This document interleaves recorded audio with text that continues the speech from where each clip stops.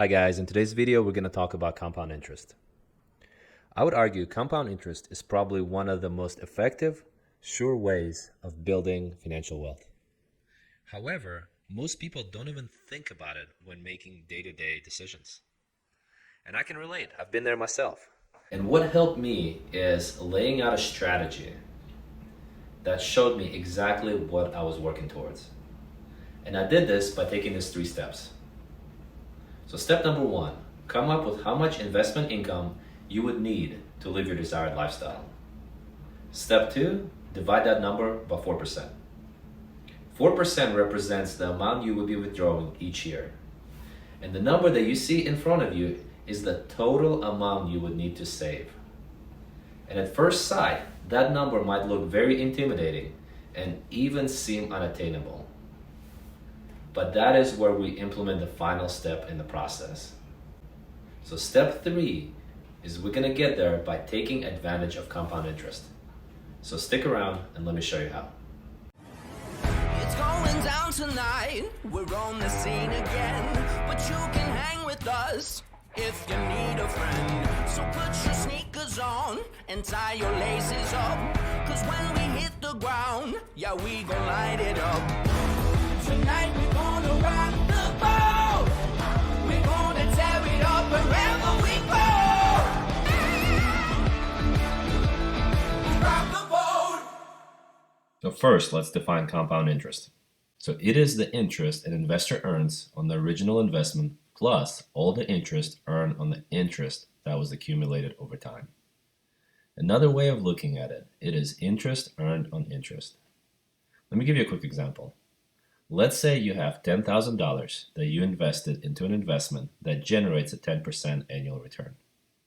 By the way, in a previous video titled What is an ETF?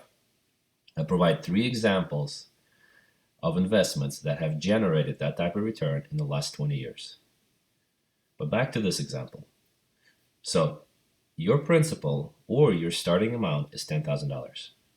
And in your first year, you would earn $1,000 based on a 10% return. So at the end of year 1, your total is $11,000. Here's where the magic happens. Year 2, your principal is now $11,000. And at 10%, you would earn not $1,000, but $1,100.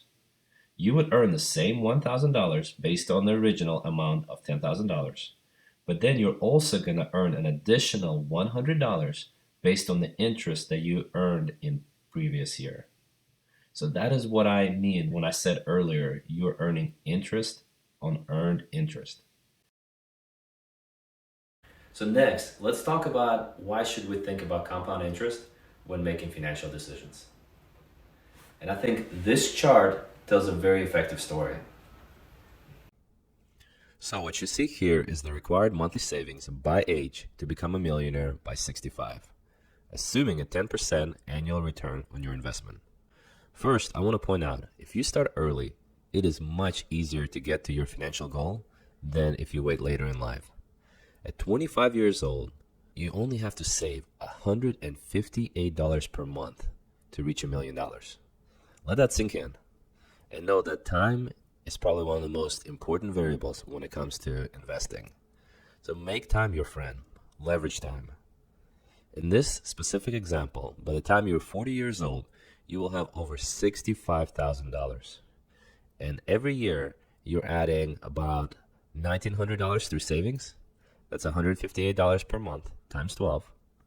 But you're generating over $6,500 through your investment interest.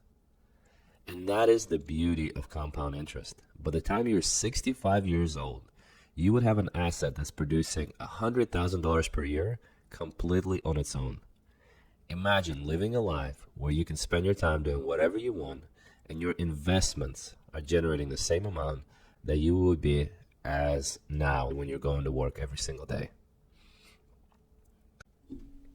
Now, if I was watching this video, I would wonder, so you're saying if I don't start in my early 20s, I don't have a shot to reach my financial goal? And I would say no, it's never too late to start. And there are strategies that can be implemented to help you catch up and still reach the same goal. Let's run through another example. Let's say you're 40 years old and you're just now starting to invest. Based on this chart, you would have to save $754 per month in order to generate $1 million by 65. That is 5x the amount you would have had to save if you started in your 20s. However, your company might have a 401k match, meaning you only have to invest $377 into your retirement account, and your company would match the other half. Now, that might seem very attainable. So the lesson here, no, it's never too late to start. If $1 million is not feasible for you due to time or your income, just adjust your goal, work towards $500,000 or $200,000.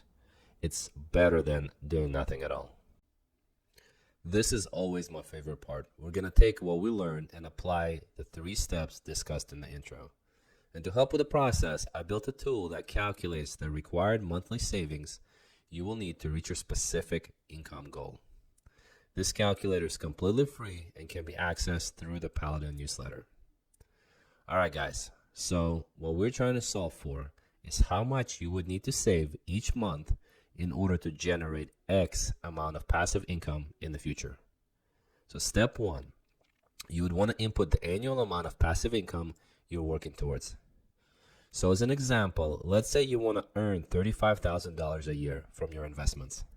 By the way, some napkin math, that comes out to be approximately $2,900 per month. Step 2 is actually calculated for you. So the green cells are your input cells, and the blue cells are calculated fields. And here it takes the number in step 1 and divides it by 4%. 4% represents the amount you'll be withdrawing each year. The number you see in front of you is the amount you would need to save in order to be able to withdraw $35,000 in passive income while maintaining the initial amount of $875,000. Isn't that cool? Or maybe, I don't know, maybe I'm just a finance geek and I think it's cool.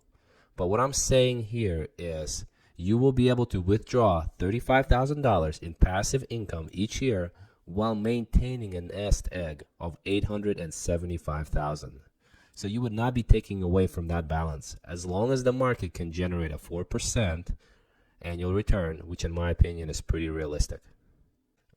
Step 3, there are a few more variables to input: your current age, when you'd like to start withdrawing passive income, if you already have some money saved up, your initial balance, and an estimated average return. If you're not sure about the return, just use 10% for now. That is the average return of the S&P 500, which are the 500 largest U.S. companies. In orange is your output. That is how much you would need to save each month in order to reach your passive investment goal. A good rule of thumb here, you will need to save anywhere between 12 to 15% of your income. I want to conclude by taking a look at this section at the bottom. This is another visual that shows the impact of compound interest and how it can help you build wealth. In this example, over the last 30 years, you would have contributed $139,000. And that's by you saving $387 per month. However, by investing that amount, you would have generated an additional $735,000. That is 5 times the contribution.